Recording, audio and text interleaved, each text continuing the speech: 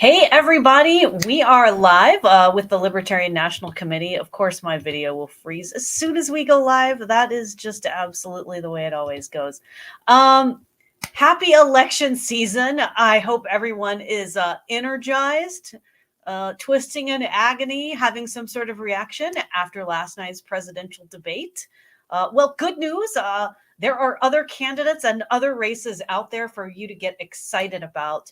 We have a lot of amazing libertarian candidates running across the country, and we want to highlight some of those names to you tonight. Before we do, I want to give you a couple of ideas of things you can do. You can go to lp.org and donate to the Candidate Support Committee.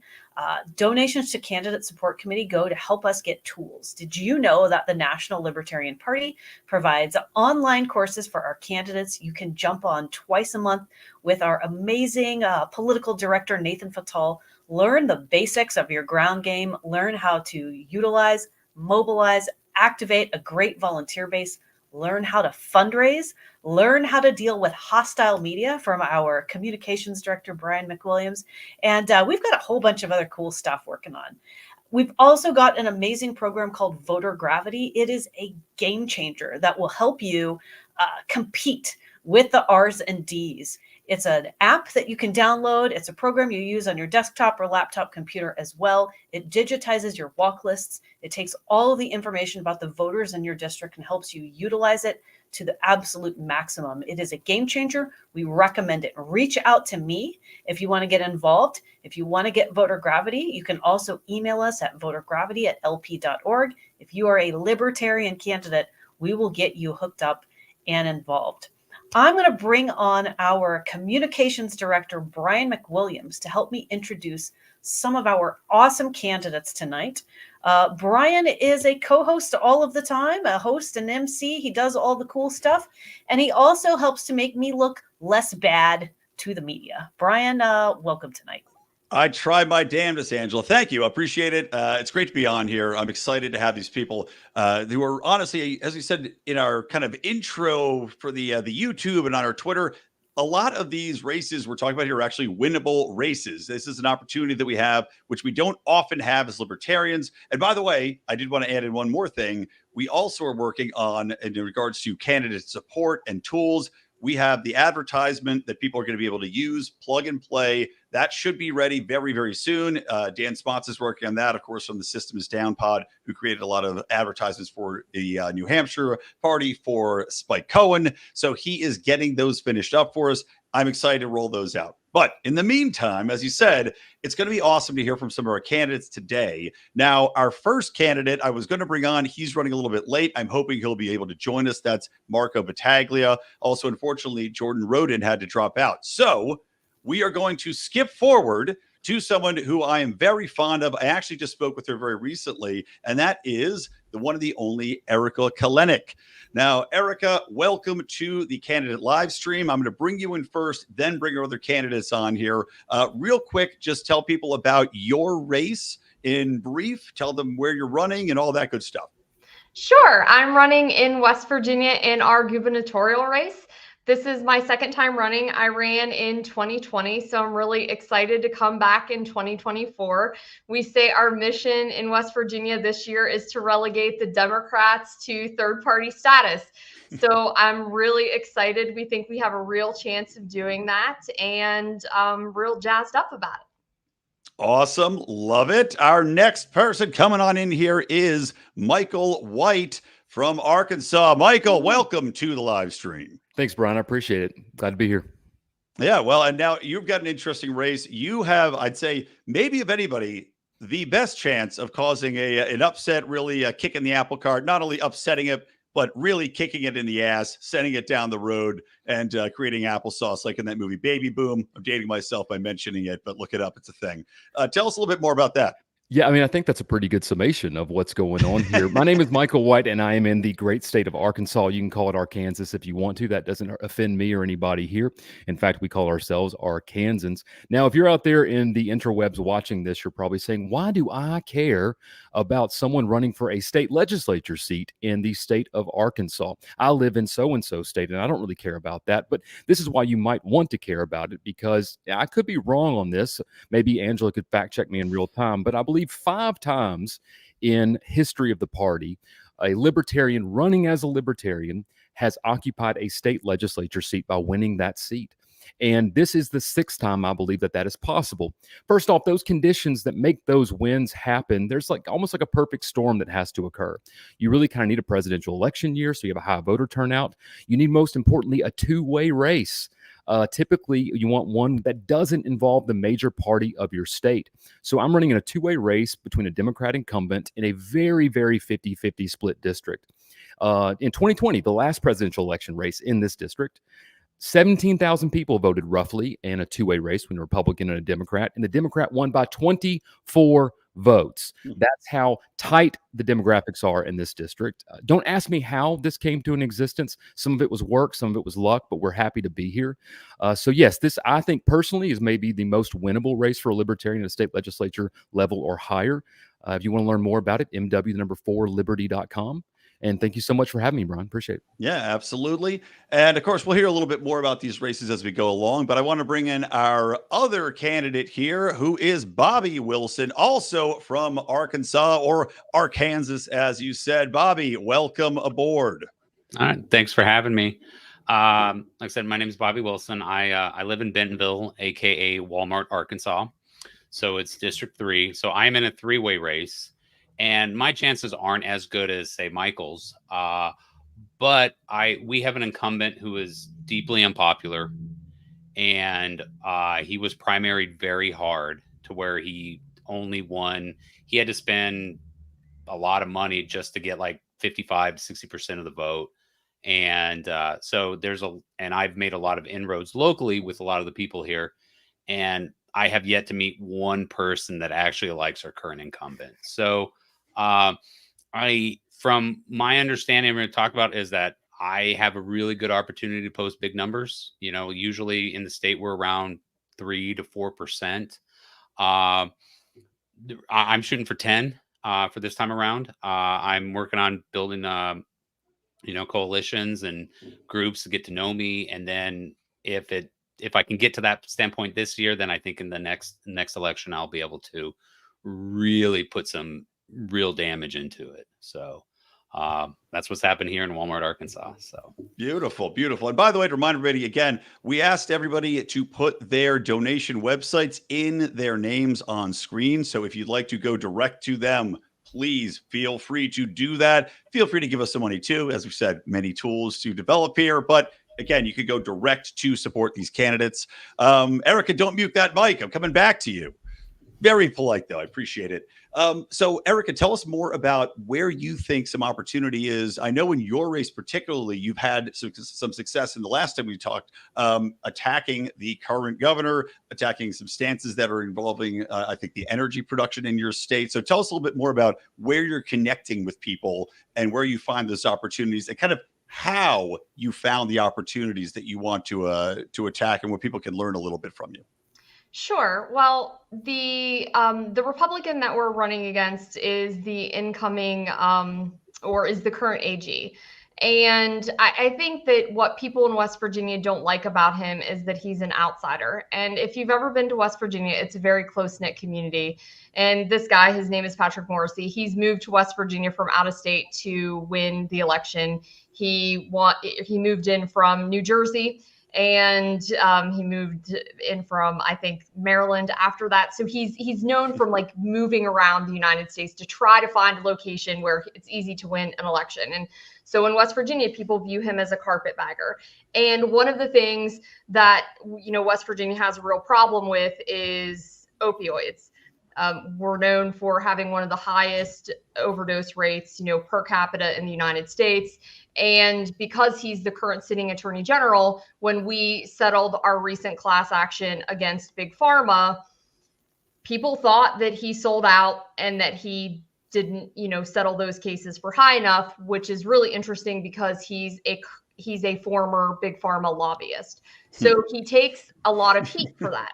He also takes a lot of heat, he and the Republican supermajority, for, getting out there and rallying for coal. West Virginia has always been a big coal mining state and big into fossil fuels. They were actually very, very Democratic until Obama was president, and we kind of they started the war on fossil fuels in West Virginia, and then we swung very red. But what they're doing in West Virginia is very interesting because they're out there holding the Friends of Coal, literally it says Friends of Coal banner. And then what they're doing is they're taking the excise tax from coal and fossil fuels, and they're funding green energy businesses to come into West Virginia. And people are recognizing things like that. Very recently, and you guys will love this, very recently, our current sitting governor, who's outgoing, he's not running again, who's the Republican, proposed a further reduction in the personal income tax. And the Republican candidate said, wait, let's not move too quickly. We don't want to be reckless. We shouldn't reduce the personal income tax too quickly. And that was in the headlines this morning. So he's just not resonating with people. People don't trust him. I mean, he is the Donald Trump endorsed candidate, and we're in Trump country, but he just doesn't, in terms of the policies that he's execute based on the values of West Virginia people, and folks don't trust him. And when he comes in as an outsider and then he doesn't act in a way that is in the best interest of the West Virginia people, folks really see that and they really notice that, and they're just not willing to put their trust in him enough to vote for him. He was in a very hotly contested primary, and he didn't break 50% in that primary. It was really divided. So there are a lot of people in the Republican primary that are looking a different way to go, and we've picked up a lot of support from folks that supported other candidates in the Republican primary. So that's been really, really great for us. And, the Democratic Party in West Virginia is dying. Once Joe Manchin switched to an independent, he was basically the de facto leader of the West Virginia Democratic Party. As soon as he said goodbye to the Democrats, it was like the final nail in the Democratic coffin in West Virginia. And he's not running again, is he? I think he said he's done. No, he's out. He's done. Thank you, Joe Manchin. Yeah.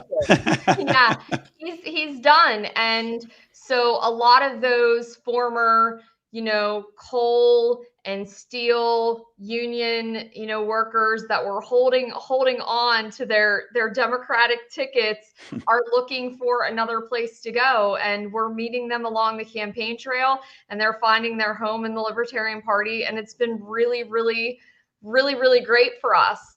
And, I think even some of the more, center moderate Democrats that felt that the party has left them, and quite literally left them, and, has gone too far left, they're really looking for a home, and they're looking for a candidate that they feel just represents their West Virginia values, not right, not left, just free West Virginia, that wild and wonderful free that everybody thinks of West Virginia as. They're looking for that candidate, and they're really finding that in our party. So we're picking up those votes. The Democratic candidate isn't even running. He's not going out to events. He's not going to meet the people. He's not well known. He's not well funded. We have an unpopular Democrat. So we're doing really well. We're really excited. That's fantastic. I think I see an interesting rivalry happening. It seems like West Virginia and Arkansas are rivaling the Wyoming, Montana Liberty vibes. I'm trying to figure out which is the freer part of the country right now. Well, I guess if I'm elected, then West Virginia wins. There you go. By the way, feel go. free, guys. We don't have to. We could be a little bit more informal here. Free for you to jump in and add some comments. Don't worry, we don't have to strictly go round robin here. I was hoping Erika was going to hit that one. It was set up really nice for you. So yeah. Well, clearly she's not taking the bait. Come on, all right, Michael, Bobby, step in, lay down the timber here. Where's the Libertarian Party supposed to be? Where's their strength at? Bobby, why don't you go ahead and talk about your race for a second? Okay. So like my thing, I run into like I have a lot of similar things with Erika is so the state Democratic Party is virtually bankrupt. It's pretty hilarious. Like you look at like the Arkansas, like we're consistently have the second most money of any party in the state because the Democratic Party is just in debt all the time, and they don't actually, you know, they don't they don't put up any runs to do anything like we had. And you know, when in 2020 in the Senate race, they didn't have a Senate candidate. All right, so we had a Libertarian run head to head against Tom Cotton, and I think he got something like 41% of the vote. And it was just kind of just, you know, just one of those things where like they're just a complete other joke. And then you look at like the Republican Party in Arkansas is in general, and because I'm in a red town. I do jujitsu, so a lot of my friends are very red. You know, they're Republican, very conservative. Red, black, and blue as well, I presume, after the jujitsu. Yeah, pretty much.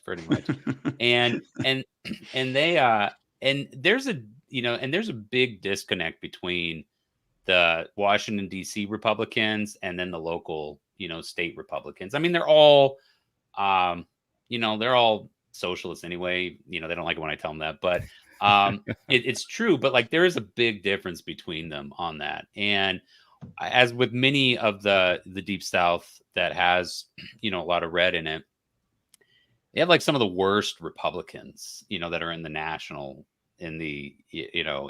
scene. And, you know, like Cotton's one of those. Our governor, Sarah Huckabee Sanders, she's another nationalist. You know, we had Asa Hutchinson. He was a, Department of Justice guy, you know, or ATF guy. I mean, like, it was just like all these guys are like just embedded in the national, conglomerate.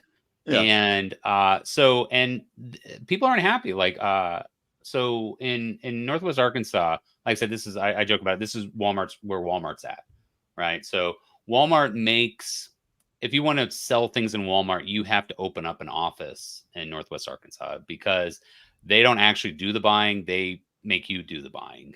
And there's all these certain things, and they want to have somebody personally to talk to. So it's one of those things where the massive growth in Fayetteville, Bentonville area has just been crazy. I'm in construction. I do real estate construction, and we haven't slowed down at all. So when the pandemic hit, I was working like an easy 40 hours. And then when the pandemic hit, everybody just built crazy because, you know, we were open as a state during the pandemic. We maybe shut down 10 minutes, like 2 maybe months. Yeah, I mean, like, yeah, what half a minute?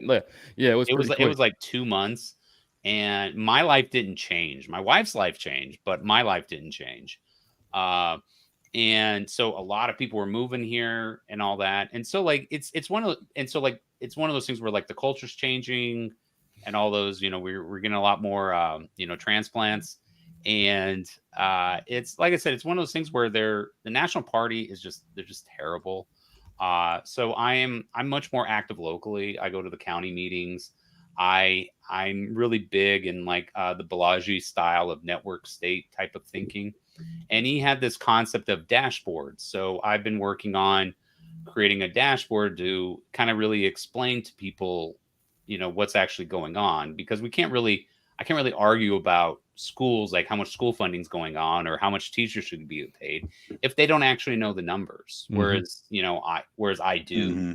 and I share those with people. So, you know, like for example, like in Bentonville Public Schools, they spend roughly about, I want to say $11,000 per student. All right. And then you go to Fayetteville schools, it's about 13,000. Fort Smith, it's about 11,000.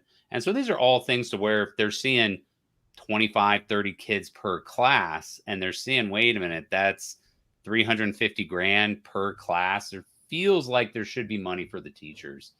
Right. Is it just out of curiosity, is it a similar situation where all that money is just being kind of wasted on administrative staff? I mean, absolutely. I know in California, that's all that's been happening is DEI, ESG hires to support the top level people. so they don't have to do much work. And yeah, the teachers haven't really gotten anything. It's okay. So be honest, it's kind of unclear on that from my standpoint because I just look at the school board and they just lump they don't really break down teachers versus aides versus administration. You have to go into each individual school, which I mean, like they're very thorough on it. It wouldn't surprise me though. I mean, like the teachers make up about 50 to 60% of the budget though, or not the teachers, the staff makes up about 50 to 60% of the budget. But like it's one of those things where like in my area, because housing's so expensive, they have a hard time recruiting teachers from outside of the area. Right. So if they hire somebody from outside of the area, then they can't come in. But as we saw during the pandemic, if somebody just had a bachelor's degree, it turned out that they were actually just as good at teachers as everybody else. And then they could go through on-school training. So we could hire people that lived here. But yes, so like something like that. So I just bring up a lot of stats. I bring up a lot of like what the government spends their money on. Because a lot of people don't know like what the county government does, what the city government does, what the state government does. This is this huge Gordian knot that I have been spending probably my last 2 years trying to untangle and help, the voter. Because I mean, one of the things that I also feel like that libertarians in general, I do think we have the best arguments. And I do think we win the arguments, but we don't win the election. So there's something that's a disconnect there. So I'm looking to try to provide a service to my constituents, to the people and the local people in my area. I go to the county meetings. I go to some of these other, conservative group meetings. If there were more, I've gone to a couple of Democratic ones too, but they're pretty like anti-rent and they're really they're actual communists, and in that standpoint, I don't really have much overlap.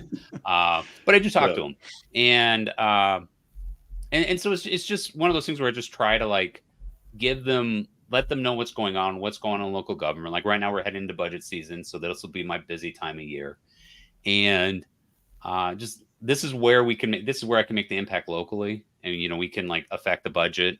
This is where they don't really change much during the year. It's just kind of they just approve. Oh, this guy needs to get a raise. They're like, okay, gets a raise. Oh, we need to get rid of this computer. This truck blew up, so we need to buy another one. I mean, like that's kind of what it is during the year. But the budget, this next 3 months is kind of a busy process on that. So I keep people up to date on that. I've started to like anybody that we get their email on. My kind of sell to get on our email list is that I will let you know who are your elected officials, because it's not clear, right? There's no real easy way. I mean, it seems like Google or Facebook could do this, but they don't. Right. So I was like, okay, well, this is a opportunity for us to come in. So I'm trying to provide services for people like that. And that's how I've been, helping people in my area and, kind of like, spreading, the Libertarian Party, and that we're actually doing things, and we're here to, make your life better, not just, exactly. Throw me. Exactly. We're here to make your life better. Right. I mean, that's something that gets Libertarian philosophy of attacking the government is that we will always say we can take something away and rarely say no, but we're going to make it better by replacing it with this, or it's going to be better because it's going to be more effective for you. It's going to ensure your savings, ensure your schools, whatever it might be. So yeah, very good. Michael, what about you? Yeah, I mean, Arkansas is an interesting place. I'll put it that way. And Bobby sort of, danced around it. But the truth is the major party in our state, the Republican Party of Arkansas, there's plenty of great people in it.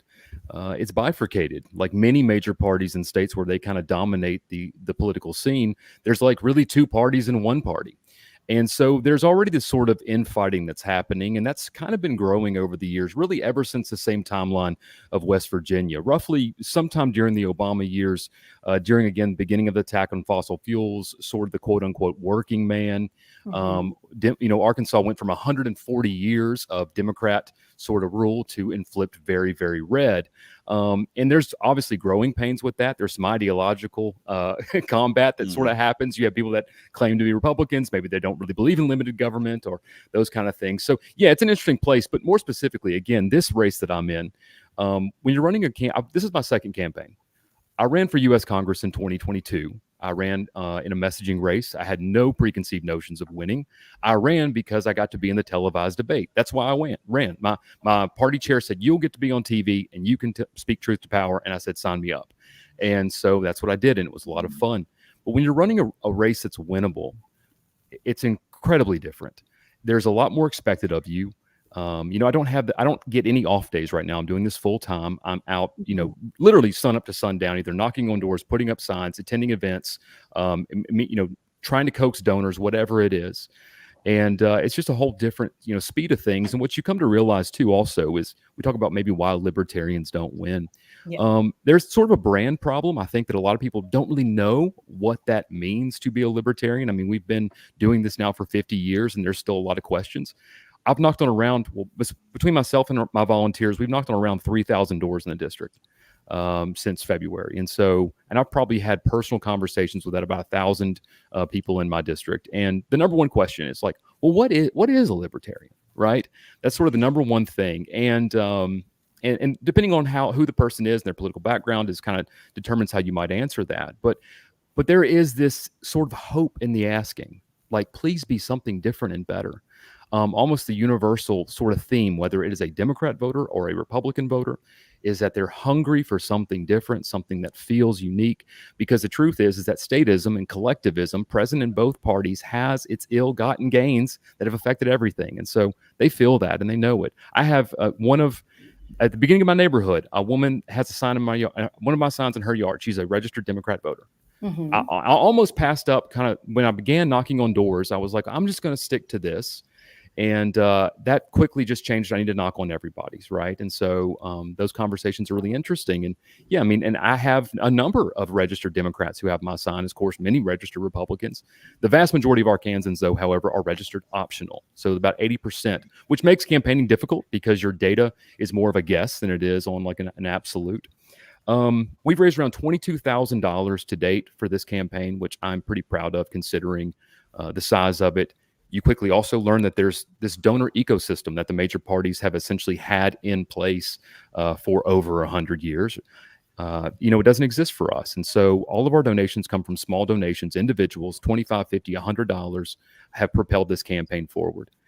My background is in enterprise and business. I operated Verizon wireless stores throughout the southeast part of the country, and I sort of made my business grow by doing more with less and seeing value where other people didn't see value. And so that this kind of comes natural to me to do more with less. I don't need to raise as much as my Democrat opponent. But here's the most interesting thing that I can say, too, about this election. You can judge a lot by what people say, but you really should judge by what they do, right? And I'm with Bobby on this one. The money is where, the real facts are. Numbers and spreadsheets typically don't lie. The story there is just for you to coax out of it. My Democrat opponent was going to be completely unopposed.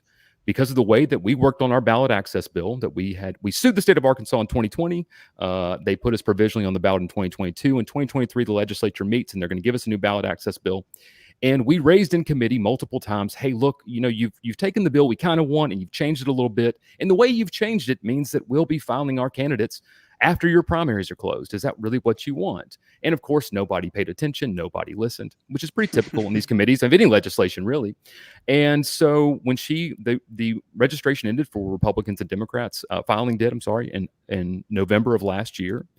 And between my wife and I had said, look, if a Republican does not file, that will be my sign to go ahead and run in this election. And so she didn't think she had any challenger. And so she was completely MIA. She's not posting on X. She's not posting on Facebook. She's not attending anything. There's no media appearances. She is gone. She's walking in unchallenged into the state legislature for her third term. And so we filed February 26th.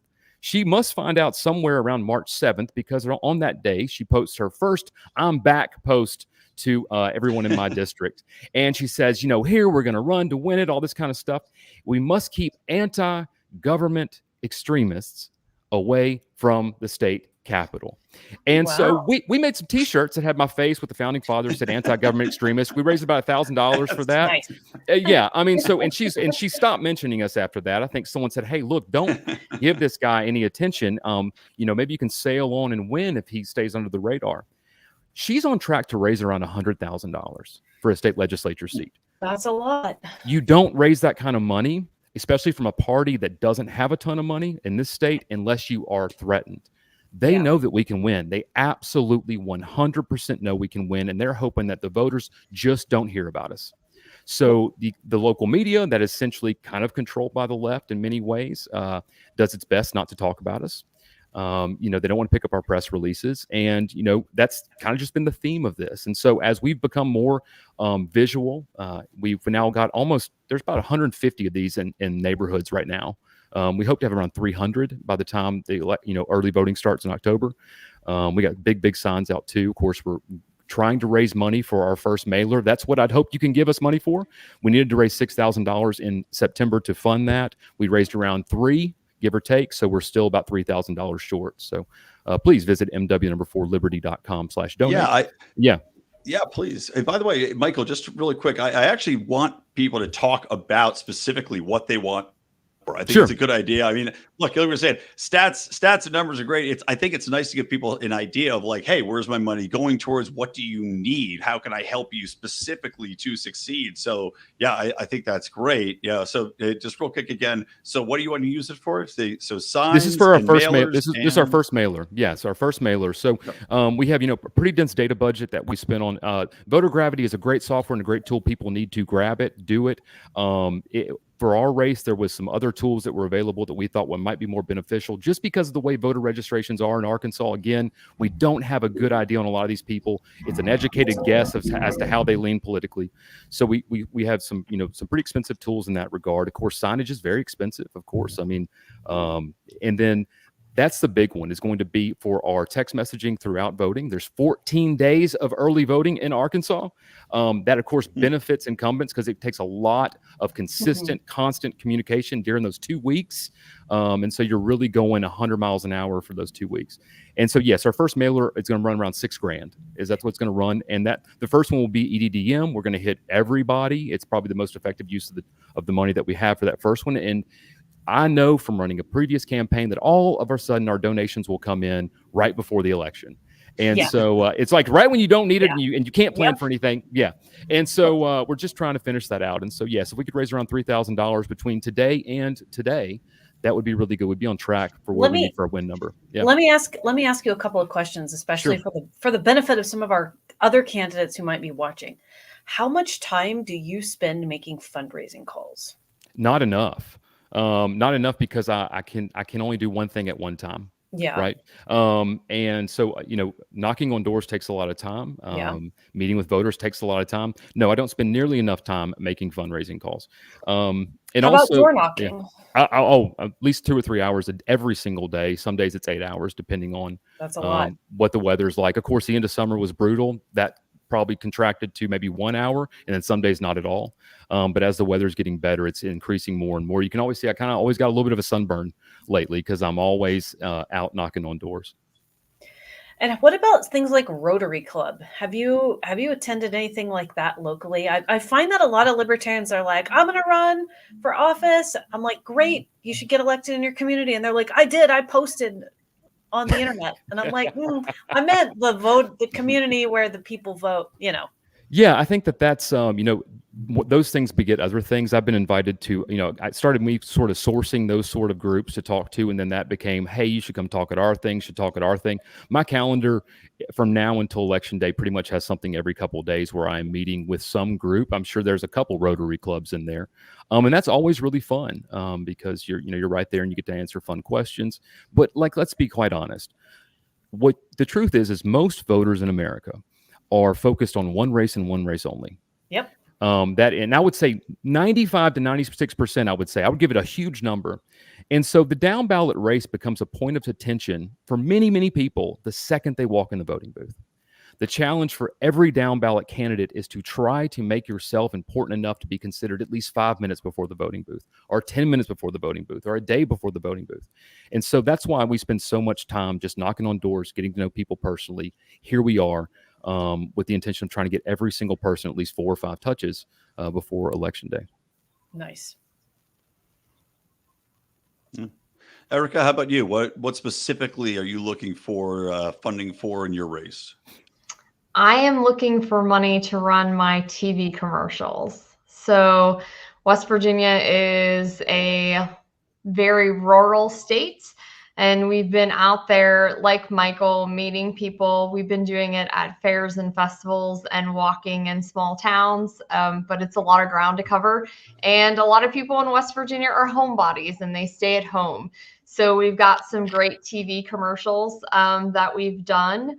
Dan Smotz has helped us. So you mentioned Dan earlier. Shout out to there Dan. you go.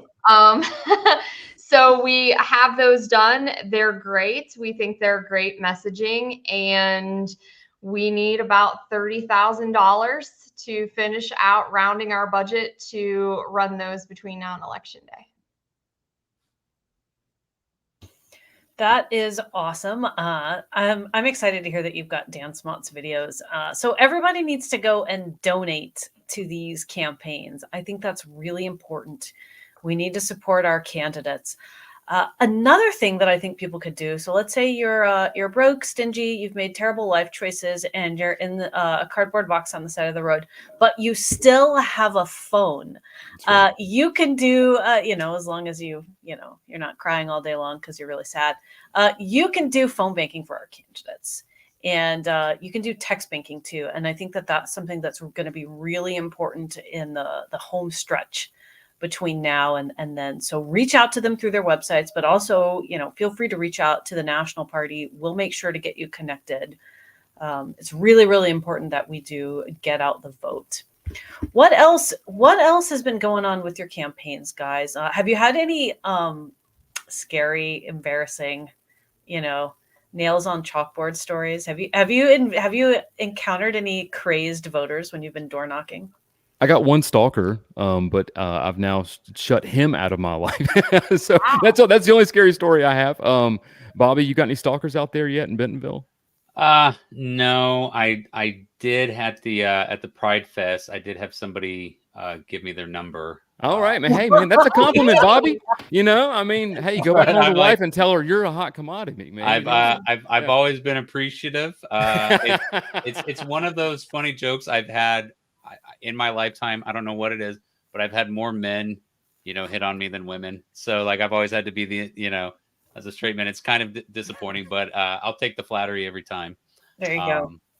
Do you guys find that when you're out there meeting people, there's a certain segment of the population that the first thing that they ask you is who you're voting for president? And that's the only thing they want to talk to you about? It doesn't matter what any of your other policies are or who you are, that they say, who are you voting for president? Right. There's always this sort of purity test. Yeah, for sure. I mean, especially when you don't have the letter behind your name they're expecting. Mm-hmm. I tend to answer that and say, well, who are you voting for and why? And tell me what's important about that. And we tend to talk about the issues again and say, see, and also it makes, hey, West Virginia, the same as Arkansas. Yeah. We're not going to determine the presidential, election. Right. Our states, we know where they're going to go. We know who they're going to vote for. So, I could vote for anybody and it's not going to matter. We're going for Trump, and that's what I know West Virginia will as well. And oh, by the way, I promise I'm not related to Jesco White or any of the wonderful wild whites of Boone County. So, but I have my fingers crossed that you were. Yeah, as much as I would love to claim that. No, I'm not. I'm a big fan of The Dancing Outlaw, though. I remember seeing that documentary years and years ago. So, yeah. So I can tell you something interesting that I'm doing with my campaign that has been wildly helpful. Is that, one of my themes is deregulation, obviously. And one heavily regulated industry in West Virginia is breweries. And breweries are great for West Virginia tourism. So I've been doing a brewery tour, which has been amazing because it's incredibly fun. And everybody in the brewery always wants to talk. And they think it's amazing that somebody that's running for governor is in the brewery, having a beer and talking to them about issues. It's been wildly successful. People love it. So that does sound really fun. That sounds like a good way to spend your time. And I think also, we're talking about getting donations. There's a reason why they give you champagne when you're going shopping. Similar concept. Get them a little drunk. They open the wallets. Yeah, it's never a bad idea. This is true. So I apologize. I had to drop off for a minute there. I lost all my connections. So sorry, Angela. So where do you want me to pick up with a new question, or did you guys leave something off? Yeah, let's pick up with a new question. Actually, also, how's your volunteer pool looking? I think that's a good question to ask. A lot of candidates are watching. We're getting some little comments here and there from candidates, and I think they probably are. A lot of people in the Libertarian Party, it's like we're a little tight on volunteers. What's it like to run a competitive campaign? I currently have 6 volunteers. All right. And my district is 30,000 people, again, about 15,000 voters. We could always use more. You know, and the thing about volunteers is you're not paying them, so you can't be too demanding, right? So we try to just basically say what we're doing and then please come help. But they, as we've gotten closer and you work with them more, they get more excited to work with you. And so we'd like to have, you know, obviously another 6 or even another 6 than that. But Absolutely. yeah, I mean, volunteers make it fun. I mean, it's look, not going in neighborhoods and knocking on doors is always fun if you're with somebody. It's kind of a drag if you're just keeping yourself company, you know, between door to door. So yeah. What about issues? Are there particular issues that are like what's coming up when you talk to people right now? I watched this like wild documentary on the Duggars a couple weeks ago, and I was like, I feel like that's Bobby's area of the state. Area. Yeah, I was like, I feel like this is probably not at the forefront of people's minds, but you know, maybe there's a little Duggar mania still going on. No, not really. They're all kind of grown up now. So it's that's a 2018, you know, 2016. It's pretty old. Yeah. I mean, like one of the Duggars like ran for office and then but it didn't go well, so they quickly found somebody to win the primary. Yeah, didn't he drop? He was gonna run and then dropped out, right? Yeah, he ran for state senate up there, I think. I thought he got elected. I thought the dad got elected once. Did he not? That would have been a while ago. That would have been a while ago. Long while ago. Well, you know, that documentary would have us believe that the religious right is right on the cusp of taking over America. Libs of TikTok, wrong. So I just thought I'd check in, you know, and see what's actually going on. It gets wild out there in the sticks in Arkansas. On the topics that I've been having good argument or, you know, I guess headway with is I kind of think of it as like when I talk about rights, I kind of treat it more as like meta rights. Yeah. There's like a scaffolding that supports rights that a lot of people, they don't really think about. So when I talk to Democrats, and, you know, of course they just, in general, I mean, I know it's not completely like that, but it's primarily abortion is their main issue. And I talk to them about, you know, well, the surveillance state and the the Fourth Amendment. You know, in reality, you know, if you listen to enough Michael Bolden, you learn that the Fourth Amendment, you know, general warrants was kind of the reason for the revolution, right? So in aspects of how we can, you know, a libertarian world, even if, you know, the area locally is, you know, not pro-abortion, you know, they're very anti-abortion, with, you know, having financial privacy. Because right now the banks spy on you for the government. They talk about one of the things that's going on right now is having the FDA banning, was it the mist something, whatever the abortion drug is, from being able to go in the mail. And I'm like, that is completely executive overreach. And if that's something they want to make illegal, that needs to be done legislatively. So, I mean, so these are things that I'm finding that it's like because like the way the Democrats talk about like rights is it's like the government gives them to, we're going to pass a law or I'll write an executive order. And I'm like, well, no, we need to actually have a more encompassing, use technology, have our, local support, and then have, the government, write laws that, help support, the rights, not actually be the foundation of said rights. And I have found that gets me very far with Democrats. Nice. And it's in a way to where, because I mean, just be honest, I actually don't care. It's not, abortion is not an issue that animates me one way or the other. I think technologically we're going to get to a point to where women will look on their watch and know that they're ovulating and like, oh, I don't want to get pregnant. And then they'll just like, win it from, and then looking with, the whole, Walter Block evictionism and all these things with incubators. It's the ability to allow, a fetus to live is getting further and closer to, conception. So I think this is a thing that technology is going to solve a lot faster than people realize. But we're still going to be left with a surveillance state that's just tracking everything we do if we don't do something about it. And so in my area to where, we have I'm in a 3-person race, and they're, they want to support their candidate who is going to, try to like enshrine Roe into some national law. Mhm. I'm like, well, if you don't actually deal with the financial privacy, and if you don't, deal with, any type of, protection of the First Amendment, this is not going to happen.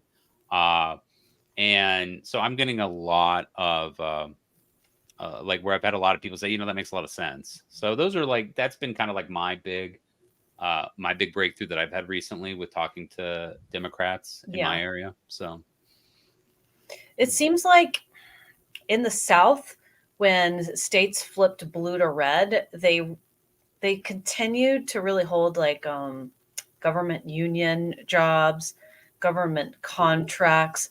Like there's still a lot of government money tied up. They just got a little more like pro-gun. Yeah, I mean, most of us are vassal states. Yeah. We receive more in federal money than we pay out, and so 100%. we can rally for the word independence and freedom and liberty. But the truth is tomorrow, if the federal government says, if you don't ban assault weapons because it's we've declared gun violence a health emergency, you can no longer participate in Medicare at your medical facilities. Every single one of the conservatives would totally give up. Yeah. How do we get states that are so like independent, liberty minded out of this mess? Because we have to grow an independent generation. That's really, we got here generationally. It's gonna education, Angela, is the last place that states have where I think it's economically viable for them to begin to make moves that get them outside from under the thumb of the federal government. Yeah. Medical most state health agencies and most state facilities and hospitals around America would not survive if they can't participate in Medicare and Medicaid. CMS made that clear with the vaccine mandate back during those things. But education, we have the federal government with ESSA telling us how to bake the cake. So we spend 100% of our time chasing 10 to 15% of our dollars in Title I funds, adhering to these standards. And I think we have to be brave enough to say, no, we're going to start baking our own cake in our own way, and say to hell with Title I funds, and begin to actually educate an independent generation that is economically viable and not financially dependent on the federal government. And that obviously happens with less government involved in education too, more choices for people, parents, and for what's good for their future.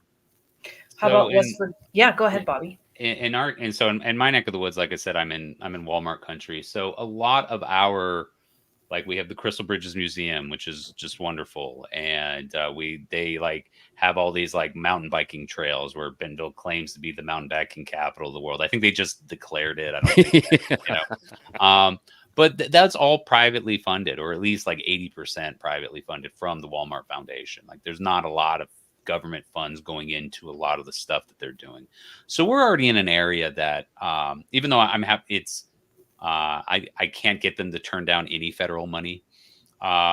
It's one of those things to where, like, I think it's going to solve itself. I think the government's out of money. I mean, like, I know they're going to, Nice. it's like every time that, like, I don't know. My thing is, when they lower interest rates, inflation is going to go back up. Like, I don't think they can. I think the cat's out of the bag.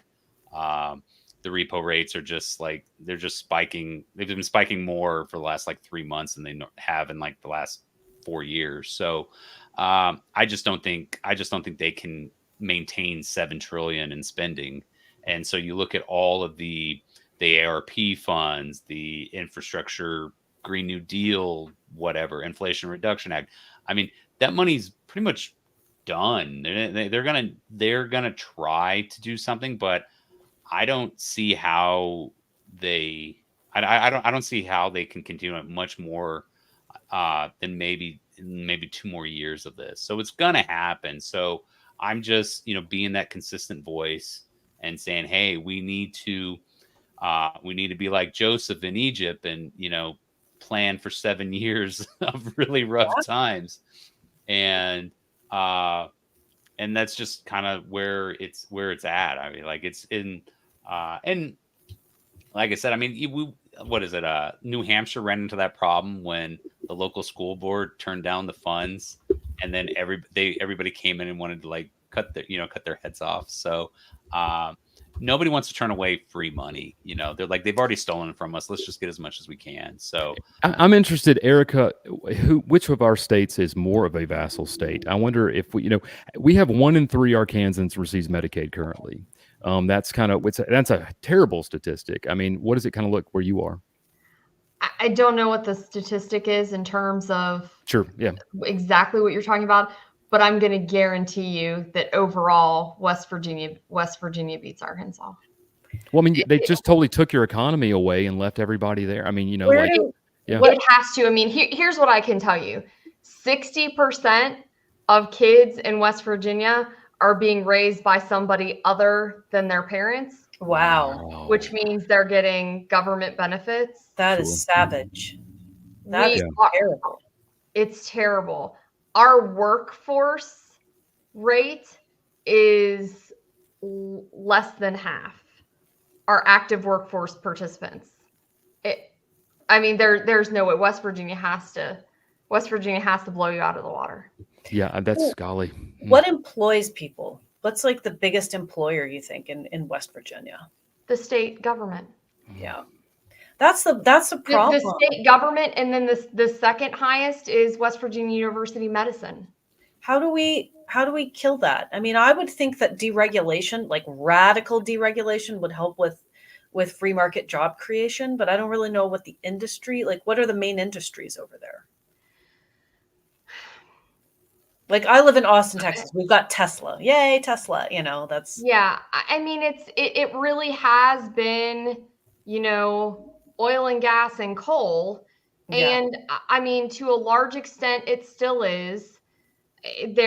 Medical services, they're really trying to move away from that. We've done really well the past few years since COVID. Some good things came from COVID.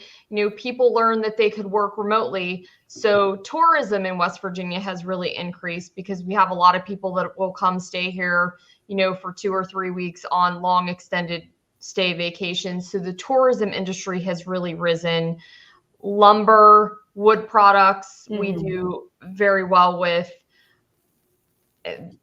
but it's mostly natural resources.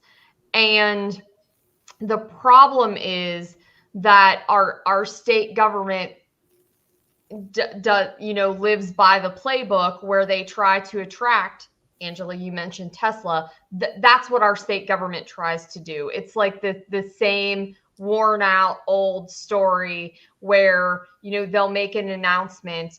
Oh, yay, everybody. The state government has made a deal with Amazon and they're going to open up a facility in Wyoming County, and the state's making a $10 million investment and it's going to bring 300 jobs. Yay. You don't hear anything about it on the news for another year. And then you say, wait, what happened? And you type it into Google. Oh, it never happened. Or they made an investment and, Amazon never came, Tesla never came, right down your industry. There was a huge announcement a few years ago, Richard Branson's Hyperloop was going to build their R&D facility in Tucker County, West Virginia. And the state government was going to make this huge investment. Never happened. It was just on the news the other day that I think it was a $2.5 million investment that the state made in an electric boat company redoing a facility went under. I think it only brought 10 jobs. Because West Virginia is so close to the coast, right? I mean, that's brilliant. Yeah. It was a pontoon boat. And see, and Erika, that's where I think that the education thing is like the opportunity for career technical education is sort of a circular economy that sort of spirals up. Industry wants to bring jobs to places that have skilled labor. And one thing we're running out of in America is skilled production labor, right? Yeah. And so, we have tons of DOE property in Arkansas. I guarantee you West Virginia does too. I know that there's an economic incentive for job placements and job recruitment into fields like pipe fitting, welding, these sort of things. I mean, just imagine if Virginia said tomorrow, to hell with the K through 12 program. At 9, 10, if you want to start learning how to weld, we're going to teach you how to weld. You'll leave at 18 and you'll make $43 an hour. And oh, by the way, SpaceX is bringing its new facility here because it needs good welders. And we have, Boone County, Virginia is graduating 500, every year. But we're stuck in this mediocrity thing. Like, it's just, it's absolutely insane what we're doing in states like Arkansas and West Virginia. Yeah. Government bad. Yeah, absolutely, Angela. Yeah. And it's tough, in a state where that many people are employed by the government, have government benefits, to sell to them, hey, I want to burn it all down. Yeah. It's really I feel hard. I feel like this is something where, as libertarians, we need to really refine our argument. The way that I think about it when I think about welfare subsidies and handouts is it's very limiting. So like in LA, for example, if you have the luxury of getting into affordable housing, if you make more than $900 a month, you are kicked out. But you get $900. And so when I think about subsidies and jobs, I just think about, like, there's a cap on your worth, and you'll never pass that cap, and you'll never have the opportunity to fully realize your potential. And it's the same with states and even like local economies. Like, if you're willing to take a risk and break free of the chains of government and regulatory capture, you could do something really incredible and profound. You could make somewhere like LA be completely irrelevant and a total joke when it comes to industry. But we've got to have people like willing to embrace risk, and achieve their best potential. I just say, Erika, that, it's not about ending welfare today. It's about growing a tomorrow where we don't need it. And because through attrition and growth, I think that we can get our way out of it. Just making it irrelevant. Well, guys, we're wrapping up. Let's give some final plugs. I want to hear about your websites. I want to hear your best donation pitch. We want everybody look at those websites and send them some dollars. Erika, let's start with you. Sure. Well, my donation site is nowisthetime.wv.com. It's a really easy one. I need $30,000 in the next 30 days to get my commercials into the homes of at least 200,000 West Virginians that I need to come out and vote for me in November, so I can relegate the Democrats to third-party status in West Virginia. So please go to Now Is the Time WV and donate today. Thank you. Bobby, let's jump down to you. So my website is bobbyforcongress.com. My campaign is much more smaller scale on these. So if you do have limited funds, I would recommend either one of those. I'm obviously, being a Arkansas guy, I'm Michael White. I think we can get him in there. My campaign, I'm self-funded. I'm paying for the events I go to, driving everywhere, and I'm like using a lot of tools to whereas I do like a digital card as opposed to printing cards, because I get business cards and nobody looks at them. So, but that's mine. So, like I said, it's one of those things where I think if you have small funds, I would choose either Erika or Michael over me on this. So I'll tell everybody to donate. Donate to Bobby's campaign too. If you've got $50, how about 20, 20, 10? I'll get the 10. I'm totally cool with that, Angela. That's fine. All right. Like I said, we'll make less work. We'll make it work. Michael, take it away. Yeah, sure. So, again, my name is Michael White. I'm running for state representative here in West Little Rock. And again, many of you watching this, in fact, probably 99.9% of you watching this do not live in West Little Rock. And probably 99% of you do not live in Arkansas. And so you're likely saying, Michael, why do I care about your election? This is, in my opinion, the most winnable race for a libertarian in 2024 at a state legislature level. This is District 75. Don't just believe what I say. Go investigate what I say.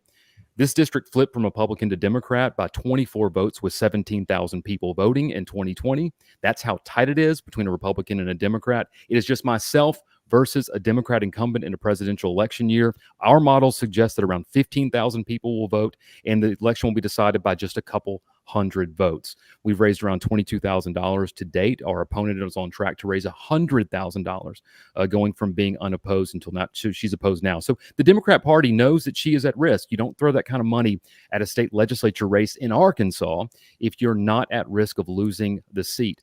And so please, if you want to wake up on November 6th and say, hey, you know what? We didn't get a libertarian president. We didn't get one in the U.S. Senate or the Congress. But guess what? We have a libertarian elected to a state legislature seat.